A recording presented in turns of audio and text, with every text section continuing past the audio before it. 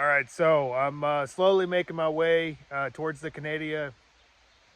I'm slowly making my way towards the Canada border. I'm still in New Hampshire, just on the edge of the border with Maine. Probably ride about 2 hours or something like that today, and see if I can kind of find a good place to hunker down near a town. I got some packages I need to pick up later, so shame to leave such a beautiful spot, but I got further business to attend to.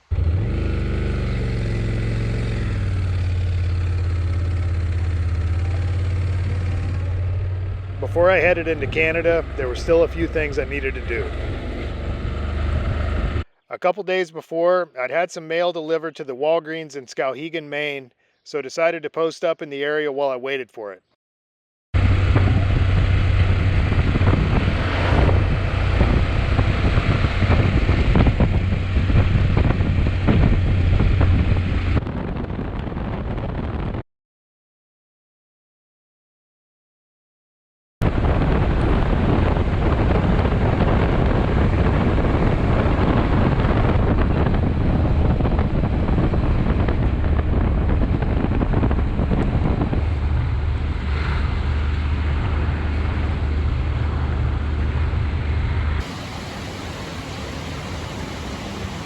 In what felt like an instance of deja vu, all of a sudden I found myself back in Mexico.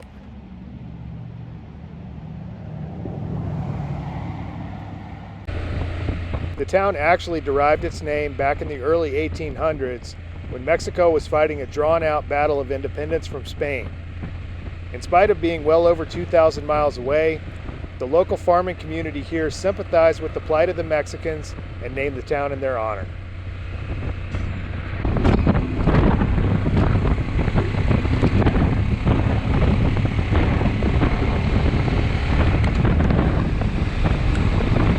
Finding good outlaw camping spots out here was easier said than done. I needed somewhere that would put me close to town, but being as it was densely populated, like much of New England, I had to really get creative.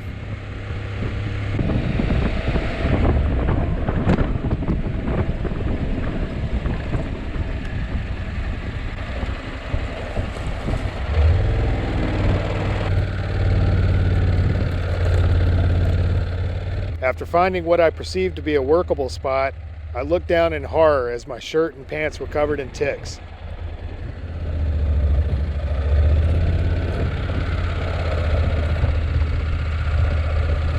I made my way into a park a few miles away and waited till the sun went down, then snuck my bike into a stand of pine trees.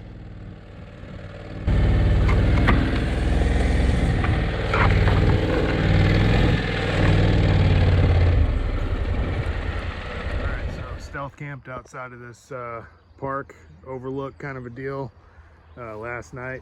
I walked like 50 yards through this grass and pulled like 12 ticks off my clothes. So I'm just gonna pack everything up quick.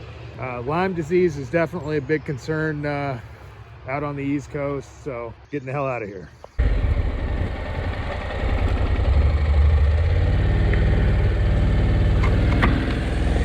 I headed into town to do laundry and wait on my mail, which showed up late in the afternoon. After stocking up on reading material at the local bookstore, I checked the weather. A storm was rolling in at any second, and I found a relatively cost-effective campground north of town. It was run by an old biker who took mercy on my situation and gave me a break on the price.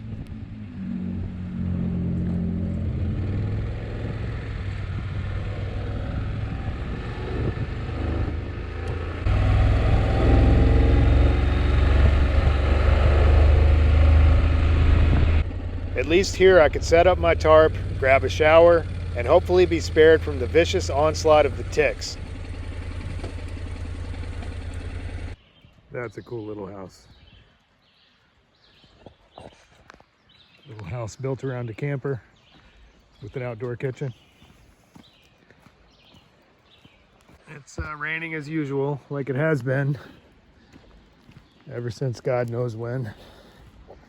So tomorrow, I intend to run up to the border and talk to some of the guys up there and ask what I can bring in, what I can't.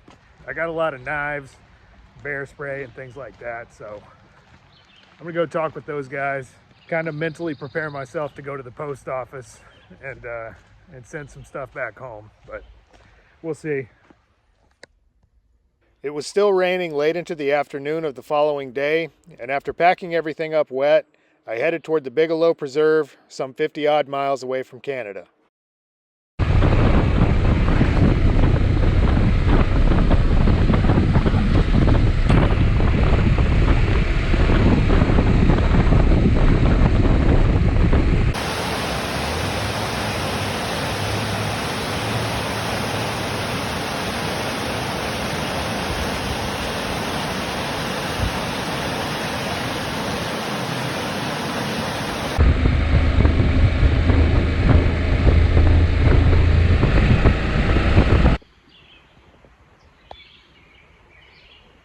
Absolutely nobody out here, which is a change from all the other places I've been in New England.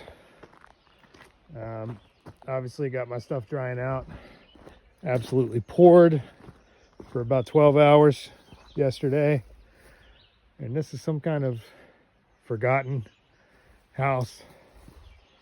Looks like window's been shattered and replaced.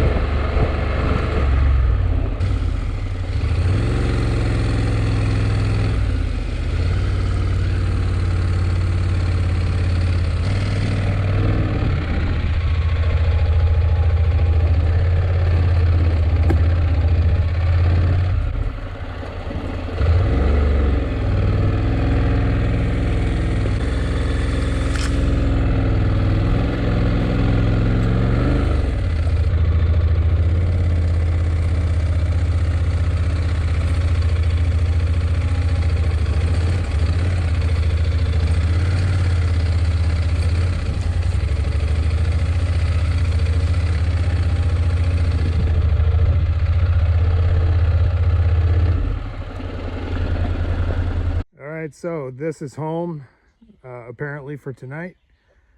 Pretty kick-ass spot next to this lake, but based on the advice of a lot of you guys, I'm trying out one of these thermocells, which has proved absolutely necessary out here, because almost anywhere you go, you're immediately assaulted by a swarm of bloodthirsty mosquitoes.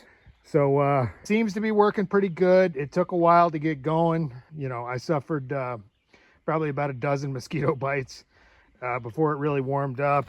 Basically the way it works, there's a canister of butane in there that you screw in there, which heats up this little element, and in turn heats up that pad, and then kind of smokes a little bit and releases kind of an odorless cloud of whatever that mosquitoes don't like. Anyway, I'm about to jump in this lake.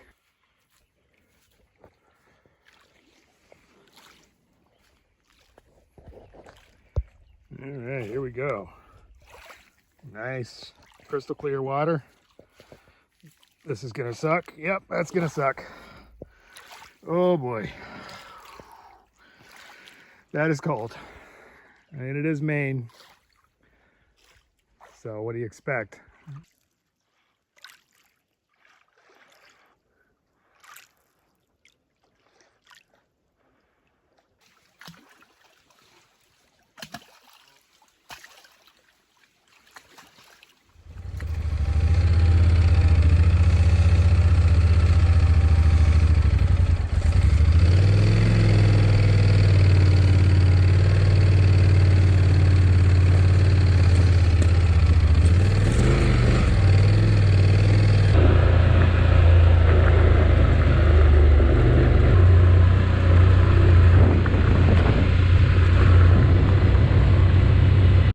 The next morning, I headed toward the Canada Border Services Agency at Coburn Gore.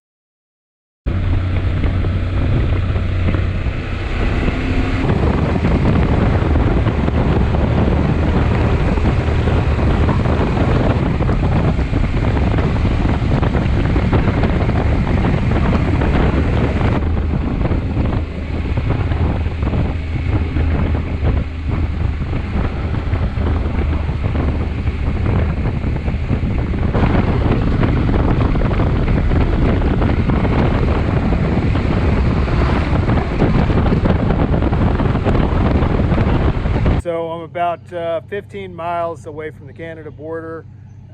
Just hopping up there real quick to find out what I can bring. I got some kind of semi-questionable items on me, so that way, if I need to, I can send anything home and get ready to cross.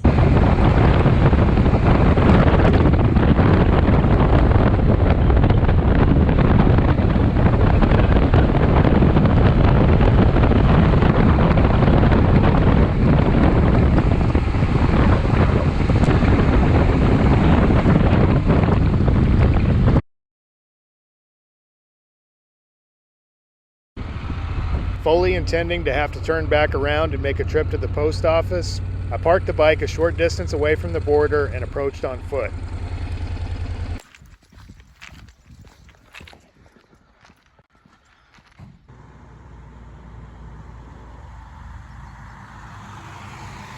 They ran a background check, which took about 5 minutes, and told me my knives and bear spray were acceptable. All right, so just got done at the border.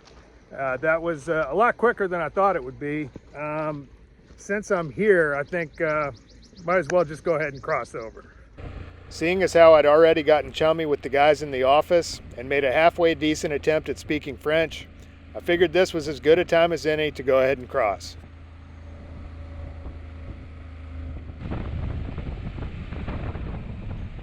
Doing so meant taking a journey under questionable weather conditions into rural Quebec, a place where little English is spoken and even the road signs are in French.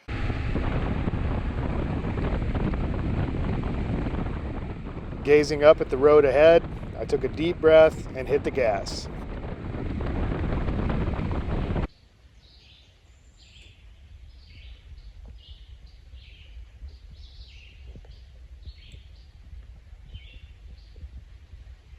Hey, what's up? This is Joe.